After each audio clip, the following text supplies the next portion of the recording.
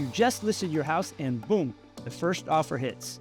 Maybe within days. Now the big question, do you take it or do you wait and see if something better comes in? I see this all the time in Miami, and I'll be honest with you. It's one of those moments where sellers can either win big or misplay the hand completely. So let's break it down. I'm Riley Smith, born and raised in Coconut Grove, and I've helped almost 3,000 families across Coral Gables, Coconut Grove, and South Miami. And when that first offer comes in, especially fast, it usually means you did a lot of things right. The photos, the price, the timing, all lined up. Let me give it to you straight. The first offer is often the best one. In my experience, about 80% of the time when the first offer comes in, this is going to ultimately be the best offer you get. The reason is buyers are sitting out there waiting for new things to come on the market. They've been looking around for a long time and they know exactly what they want and they know exactly when they see the value that's out there. So that's when you get that first offer early on. It's quite often the perfect buyer.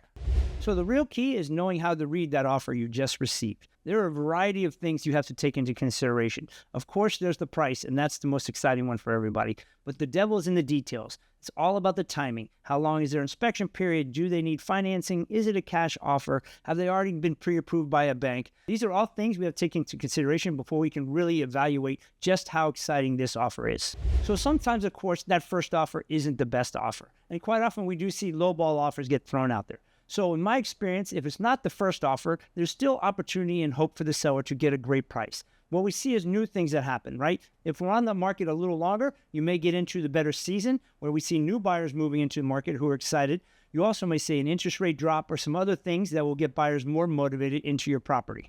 When waiting can backfire. Unfortunately, I've seen all too often when sellers don't take that first good qualified offer and are looking for just a little bit more, what happens? Usually your property starts to get a little stale on the market. Buyers start to wonder, why has it been on so long? And as they start to look at it again, they start reevaluating a different light. Other sales may have happened that have lowered the comparables. The market may change a little. The timing may change a little. Interest rates may or may not help us. But there's a variety of factors that also contribute to the buyer's confidence in your property. The longer it sits, the less confidence they have that they're making the right decision at that price. Here's the big picture, what really matters.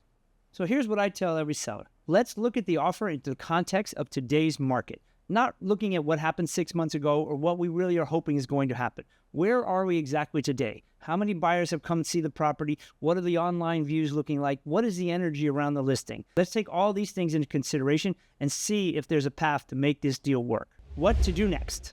So I think this is a moment when it's a really important time for a real estate agent and their client's relationship. Here's where I think the agent has a lot of value.